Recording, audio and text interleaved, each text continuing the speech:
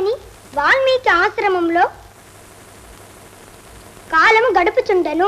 తన కుమారులు కుశలవులను. నాన్న, ఏమమ్మా? కుశలవులు సీత కుమారులు కదూ? అవునమ్మా. మరి పావనెవరు? బాగుంది నీ చదువు. రామాయణం అంతా విని రాముడికి సీత ఏమైంది అని అడిగిందట.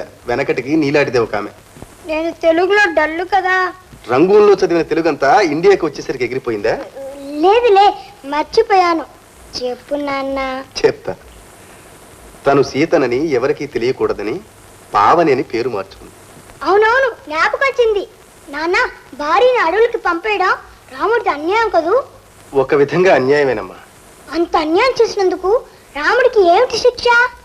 పశ్చాత్తాపంతో కుమిలి కుమిలిపోయాడు. అంతకంటే ఏమి శిక్ష కావాలమ్మా? పశ్చాత్తాపానికి మించిన ప్రాయశ్చిత్తమే లేదు. అయితే నువ్వు అమ్మని క్షమించకూడదు? పప్పి, ఏమిటా మాటలు? మీ అమ్మకు సీతమ్మ వారికి పోలిక. మీ అమ్మకి ఎంత గర్వమో ఎంత అహమో నీకు తెలియదు. ఏమో, అమ్మ కూడా పశ్చాత్తాపడిందేమో. నాన్న నాన్న, ఒక్కసారి అమ్మని చూసొద్దా నాన్న? పప్పి, నీకెన్నిసార్లు చెప్పాను మీ అమ్మ సంగతి ఎత్తొద్దని? చాలే నీ చదువు, మించిపోతున్నా.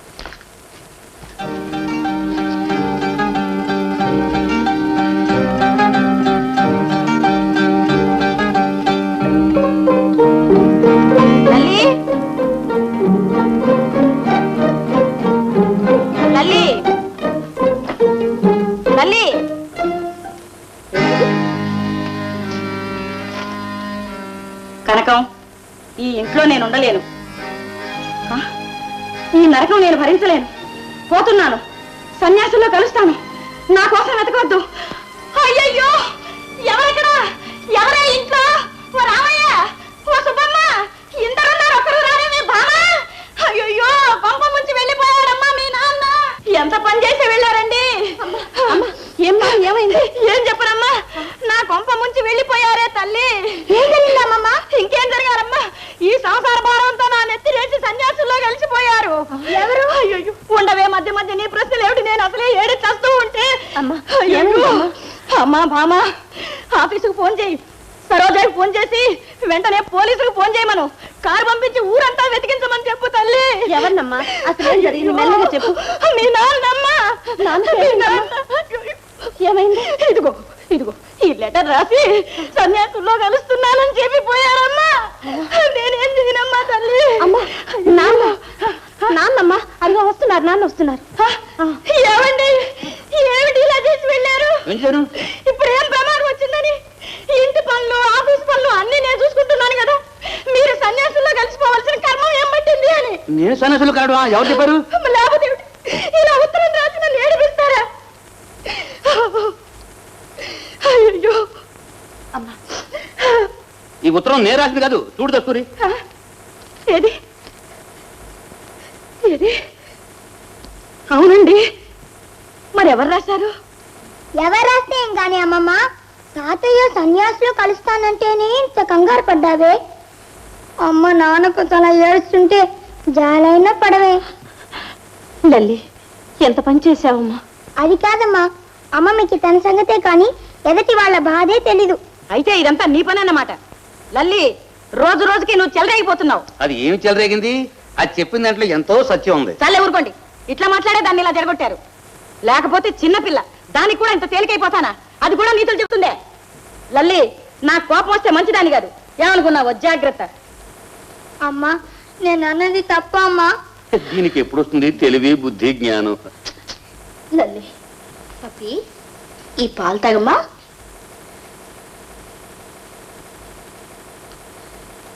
నేను కూడా నీకు తోడుగా పడుకున్నా? వద్దు, నేను ఒకదానే పడుకుంటాను. నేను నీ అమ్మను కదూ? కాదు, నువ్వు వట్టి టీచర్వి. మా అమ్మ వేరే ఉంది. పప్పి, అలా అనకూడదమ్మా. నిర్మల ప్రాణాలన్నీ నీ మీదే నిలుపుకునుంది. ఎందుకు నా మీద నిలుపుకోవడం? ఎక్కడ చోటు లేనట్టు. అదిగో ఆ కోటు స్టాండ్కి తగిలించమను. పప్పి, నిర్మలంటే ఎందుకమ్మా నీకంత కోపం? అమ్మంటే నీకెందుకు అంత కోపం? చాలా ఊరుకో. భయం భక్తి లేకుండా మాటకు మాటకు ఎదురు చెప్తున్నావు. ఇదివరకు ఎప్పుడు ఇలా లేవే, ఎందుకు ఇలా తయారయ్యో?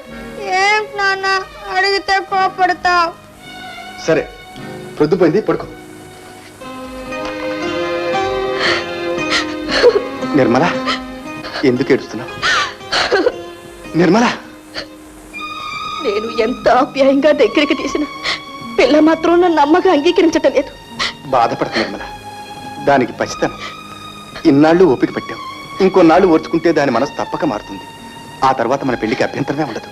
పిల్ల ఒప్పుకుంటే సరిపోతుందా? మొదటి భార్య సమ్మతం వ్రాతపూర్వకంగా కావాలే. నీకు ఆ భయం అక్కర్లేదు. భామ సంగతి నాకు బాగా తెలుసు. ఏనాడైతే అది నా మాట వినలేదు, ఆనాడే అది నా భార్య అనే సంగతి మర్చిపోయాను. 7 ఏళ్ల బట్టి నన్ను గురించి తలవనైన అతని భామకు నేను ఎవరిని పెళ్లి చేసుకుంటే మాత్రం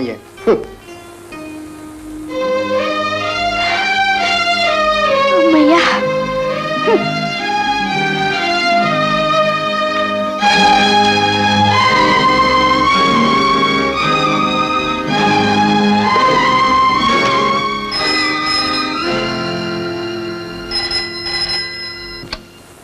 హలో, ఎవరు మాట్లాడేది? ఓహో తాతయ్య, తాతయ్య, నువ్వెవరు మనవరాలా? నీ మనవరాలనే గాని వెంటనే వెళ్ళి పప్పిని పిలు. పప్పి? ఆ పేరు గల వాళ్ళు ఇక్కడ ఎవరు లేరమ్మా. Wrong number. పప్పి కాదు, లల్లిని పిలు. లల్లి నిద్రపోతుంది. నిద్రపోతుంటే లేపు, చాలా అర్జెంట్. ఏమిటమ్మా దబాయిస్తున్నావు? ఇంతకీ నీవెవరు? చచ్చాను తాతయ్యకి ఇదే చిక్కు. ఏం మాట్లాడమే?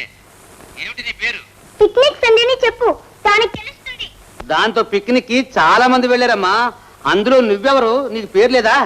అబ్బబ్బా, లడమని ఏంటి నీ గోల? అమ్మ కూతురు పిలుస్తుంది అని చెప్పు. అమ్మ కూతురు? అదేం పేరమ్మా? నీకెందుకు? పోయి చెప్తావా లేక అమ్మమ్మతో చెప్పమన్నావా? చెప్తా.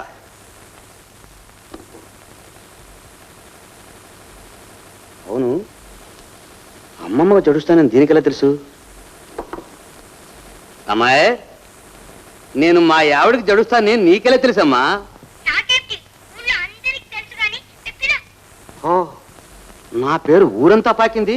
హ, పిలుస్తా. ఏమా లల్లి, ఇంకా నిద్రపోలేదు?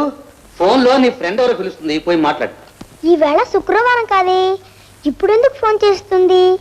ఏమో, అది మాత్రం నాకు తెలీదు. పిల్ల మాత్రం మహా గడుసులా కనబడుతుంది. అమ్మా, ఈ ఇంట్లో నా కోసం ఒక్క ఫోన్ రాకపోయినా ఫోన్లు ఎత్తే ఉద్యోగమే నాది. మీ అమ్మమ్మకు వచ్చిన ఫోన్ ఎత్తాను, మీ అమ్మకు వచ్చిన ఫోన్ ఎత్తాను, మీ నాన్నకు వచ్చిన ఫోన్ ఎత్తాను, ఆఖరికి నీకు వచ్చిన ఫోన్ కూడా ఎత్తాను తల్లి. ఈ నాళ్ళ సర్వీసులో నన్ను ఎవరు ఇంతగా దబాయించలేదు. పేరేమిటని అడిగితే అమ్మ కూతురు, అమ్మ కూతురు, అజయ్ కూతురు. ఎవరమ్మా అమ్మాయి? ఉండు, మాట్లాడొచ్చి చెప్తాను. ఏవో అమ్మ పుస్తకాలు ఇవన్నీ చదవడానికేనా, ఆడుకోవడానికా? హలో, ఎవరు? అక్క, ఏమిటి ఎప్పుడు ఫోన్ చేసావు? ఏం చేయమంటావు? ఇక్కడ కొంపలంటూ పోతుంటే. కొంపలంటే కొంపలు కాదే, ఇక్కడ డాన్స్ టీచర్ లేదు, ఆవిడ నాన్ని పెళ్లి చేసుకుంటుందట. ఎందుకు? ఓసి మట్టి బుర్రా, నీకేం తెలీదు. అక్క, అమ్మ చాలా మంచిదక్క, ఎంతో అందంగా ఉంది. నేను ఇక్కడే అమ్మ దగ్గర ఉంటానక్క. సరే, నేను చెప్పేది ఒకటి, నువ్వు చెప్పేది ఒకటి. నాన్న టీచర్ని చేసుకుంటే అమ్మని ఇంకెప్పుడు ఇంటికి రానివ్వడు. మరి ఇప్పుడు ఏం చేద్దాం? నన్ను ఇక్కడ రమ్మంటావా? నువ్వు వస్తే మన ప్లాన్ అంతా చెడిపోతుంది. నువ్వు అక్కడ ఉండి అమ్మని చేసుకో, నేను నాన్న కనిపెట్టుకుంటాను. తెలిసిందా? సుందరమామ, నువ్వా? అవును, నేనే. ఏయ్, ఎవరు నువ్వు? నేను చెప్పు. పో, లోపలి పో. పో.